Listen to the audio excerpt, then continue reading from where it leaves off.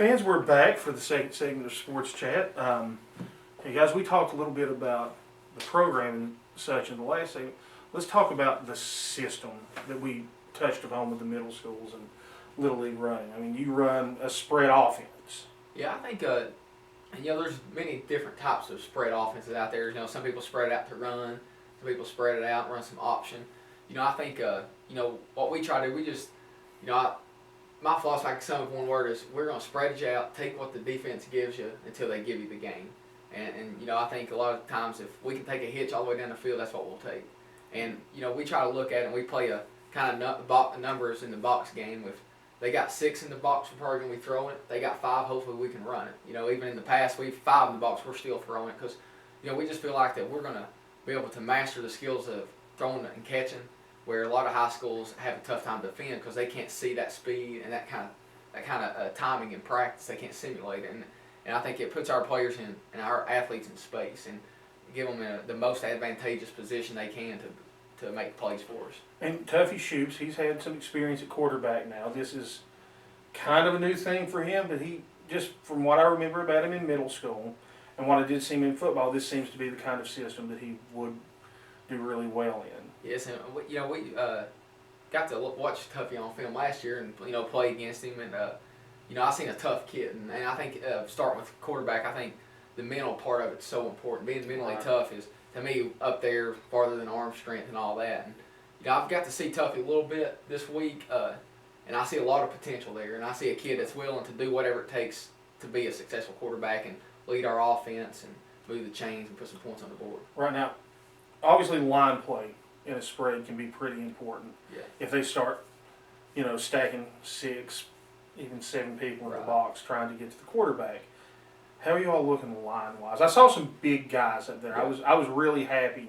Yeah, we do have some big guys, and the offense that we run, the linemen, we don't ask them to blow people off the football and get 3 yards in a cloud of dust. That's just not our brand of football. And there's nothing wrong with that style. It's just something we choose not to do. But what we ask for them is basically stay in front of the defense, the defensive lineman between them and the quarterback, and then we run a lot of screens. So we're looking for athletic linemen that can get out in space and get in the way of linebackers. And so far this week, I've seen some kids that I think are going to fit us pretty good. Now they got a long way to go, technique and all that, because I'm sure pass blocking it's an art form, and we try to simplify it for them as much as we can. But I think they'll pick up on it pretty quick. So we're not going to see 26 special pulled out. We may if 2-point conversion play. Coach Bruce would like that one. It actually has made its way around East Tennessee in the last few years. Play. Now, running back wise, do you throw a lot to the running back too? We do, and that's one thing where I was before is that was every year you kind of evaluate what you're doing good and what you need to work on. And it seemed like throwing to the running back was always something that we needed to implement and improve on every year. And I think I've seen some running backs that they got right now that can that we have and that can get out of the backfield and make some plays for us. Right, and that's if you can establish the run and the pass pretty much all at once with this offense, it's hard to stop. Yeah, it is, and I think with Tuffy, just seeing him, he ran a little bit of option last year, so he does have the ability to run the football, which is something that in the past I've as the offensive coordinator I've not really had the pleasure to have that, and that's going to be another weapon that's going to be very dynamic. Puts a big new wrinkle in your spread offense if you have the guy that can actually run with it too. Yes, yeah, it makes defenses. I know when we're playing a team that quarterback's a runner, it's nightmares. It keeps them up at night. That's why they start losing that hair. I know about that. I know watch that. It's frustrating. Yeah. Fan, when you think you got the quarterback bottled up for a 5-yard loss and he's 10 yards down the field. And that's the key offense. If we can stay one step ahead of that defense and the understanding the defensive coordinator how he's trying to stop us, and if we got answers for everything that they're showing us, I think we'll be successful. Now, defensively, I know during the initial press conference you were not really saying what you're going to run, but let's just talk about the talent right now. I mean, obviously there's some big guys out there when we talked about the line before. Is there, have you got some ends that can come off the ball? Yeah, and like I said, as far as what we're going to be doing scheme-wise, I'll talk a little bit about it. I mean, the thing about defense, you're so reactionary. I mean, Right. You can't run certain defense against certain offense, you're going to get smoked. I mean, the offense kind of holds the pin last a lot of times. So we got to be as multiple on defense as we possibly can, whether it be a 3-man front, a 4-man front, a 5-man front, or sometimes getting a 6-man front and just say, okay, you're not going to run the ball on us. So I mean, that's the thing about us. We got to take all those multiple fronts and we got to put them all together as far as coverages go. But at the end of the day, I mean, when it comes down to it, we got to be able to shed blocks. We got to be able to tackle. I mean, if you come to practice, you're going to see pursuit drills. You're going to see tackling drills. You're going to see turnover drills. You're going to see those things every single day. Because at the end of the day, if we're not tackling, it don't matter what defense we're on. So, and that's what we're really going to stress, especially early on in camp when that starts in the fall. And we're stressing it right now, just as far as how you stay low when you're working out, how it translates to the field. That's really good to hear, because Campbell County's had some issues with broken tackles. Yeah.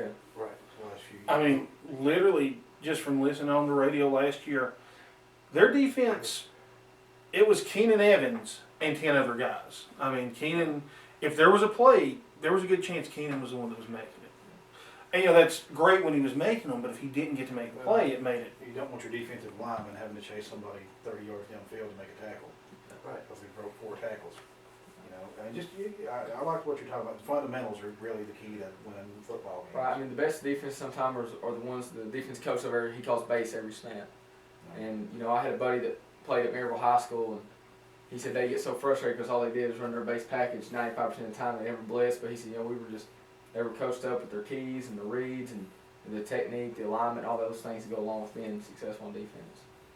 Yeah, because I mean, as a quarterback, if you were to step up there and nothing's changing any time and everybody's sitting at home doing their job, it makes it tough to pick out that hot route. And there's some guys we've seen in the weight room that are going to fit in some nice, what I like to call some hybrid spots where either they're outside linebacker or they're defensive end one snap. And I see some guys that can cross train there, and I see some guys that can play down inside or come out and play a little bit of defensive end. So those hybrid guys are what you're looking for that can make your defense successful in the long run, because you don't have to do personnel changes. You leave the same 11 guys out there and give them 100 different looks. And as that's in the past, anytime our offense has struggled, it's with the defense that can give you multiple looks, but at the same time, no matter what look they give you, they're sound in their fundamentals. Okay, now here's a big one. This has been big. Or in this case, not big for Campbell County in the last few years. The kicking game. I know y'all have just been up there a brief amount of time, but any idea how the kicking game's going to look? We've heard some names of we have a kid up there right now who's a sophomore. Heard that he's got a leg on him. Not really seen it yet. I know he's been up there. He's been working out and talking to him a little bit. It sounds like he's got some control and he's got a leg on him. But the thing about kicking sometimes is it's easier to kick when there's nothing, there's a line in front of you like that. But like I said, I mean, we're not just offense, defense. Special teams is just a part of. I mean, there's 3 phases of the football game, and special teams is going to be just as important to us as offense or defense or anything of that nature. So we're definitely going to stress the kicking game. Good, because like I said, that was there were times it's come down to Campbell County not being able to kick a field goal. Or It's not even necessarily catch it. Or catch the ball when it's kicked to them. They just can't catch it. Became a big issue in some games. Yeah. Yes, and fielding punts in high school is one of the most difficult things to do because punters are so inaccurate. It's at the college level, it's going to go about 42 yards every time, nice and You've high. got 5 seconds to stand there and watch it. Sometimes that rolls back there, and a lot of times it's as a coach, it's best for the kid to get away from it, let it roll, than to touch it and muff the punt. But I think that is very important that we stress catching the football and punts because sometimes when those balls they drop and they roll for 20 more yards, that's 20 more yards that offense has to go. Yeah, I mean, just like I say, fielding it however you can, making sure somebody gets on the ball, and mainly not muffing them. Yes. Campbell County had big issues in muffing punts. Yeah. Which I guess that starts at the middle school, and you go up from there. If you can get your system in at every level, Yeah. it's gonna make a difference. I agree. Okay, now you all are going to be part of the Tennessee Orthopedic Clinic Jamboree that they have in Anderson County. Or are you still in that? We're still looking at it. We're trying to finalize a few things as far as us coming down there. We do have some scrimmages that we're starting on right now. I do know that we got commitment yesterday. Our first scrimmage is August 4th or 5th that first Friday, and it's going to be up at Scott County against Coach Lambert. Right. Because he coaches, and Right. I called him, and we're crunched for much time. Everybody else got their schedule set, so I appreciate Coach Lambert helping us out there. Now, with the Jamboree, would you consider hosting a Jamboree in the future? I mean, to me, a Jamboree can be big, Yeah. especially if you can get some of the teams you're playing to come in, because Yeah, you've I got think, instant film on. I think what would be good for this, North I-75 area is, to get a rotation, whether it's us, Clinton, Anderson County, Scott Right. County, and kind of how they do it in Blount County. It's every year a different school hosts it, and then Right. that way everybody, gets a little piece of it, and everybody gets to host it one year every 3 or 4 years. So I think, and the kids enjoy it. They get all the teams there at one place. They kind of get to walk around with their jersey on, and be proud of where they're Right, from. you get to compete in the skills competition Right. against. Right. Now, we had a Jamboree for 2 years at Campbell County in the mid-90s, and it went over really well. And the one at the middle school is always a big event. Yeah. And I know the one that they're having down in Anderson County is big, because I've already had some people contact me about Media Day down there. Yeah. They have a Media Day, and And the big thing about Jamboree is a great dress rehearsal for the coaches and team. I mean, y'all you don't go in there running a whole lot of your scheme stuff, but it's good just to put the game jersey on, get the headsets out, and go through the pregame stretch routine, all those things. a lot of times it's good just to do it in a game manner, because I know a lot of scrimmages, you go 10 plays, 10 plays. Right. And that's great to look at things. It kind of does not give the feel Yeah. of an That's- actual game. And, right. And that's the key for us, especially offensively, is our 3rd and shorts and 1st and longs. All those things we can get. The more our kids start understanding the football in general, the knowledge of the game of 1st and 10, 2nd and 5, like a corner. How many times you said there it's 3rd and 8 and that corner's still 10 yards Right. instead of 8 yards. And those are the things that a lot of times as coaches you take for granted, and you may not put your players in those positions. And I think that's why we're going to set up our practices at Campbell County, is try to put them in situational offense, situational defense as much as possible. Now, I know you've got Coach James and a couple others. Have you got anybody else coming in this year? We currently have 5 guys that, I call the core guys that we have. There's still 2 other guys that actually I've been in contact with over the last couple of days that are, really want to be a part of this. I mean, Right. I've been shocked of how many people it's called and said, hey, y'all got a good thing going on up there. Let's, I want to be a part of it and help build this thing. And so we're still waiting. The thing about coaching high school is getting those pieces Right. as far as teaching positions, all that. And, it being so late, it's kind of tough right now. And of course, you guys are in kind of a strange situation for coaches. Actually, there's 3 of you that are. I mean, you guys in Matt Housley are all math teachers. Oh, yeah. That's, You don't see that often. No. We were talking about that last night. Right. Maybe when we were in high school, 2 of the coaches, I think, were math Hunley teachers. was a math Paul teacher, Green. and Paul Green coached a year of girls basketball and was a math teacher. Everybody else, it was health or Yeah. PE or some sort of social science. So I mean that, for lack of a better way to say it, that kind of frees up some of those traditional coaches Right, it teaching does. positions.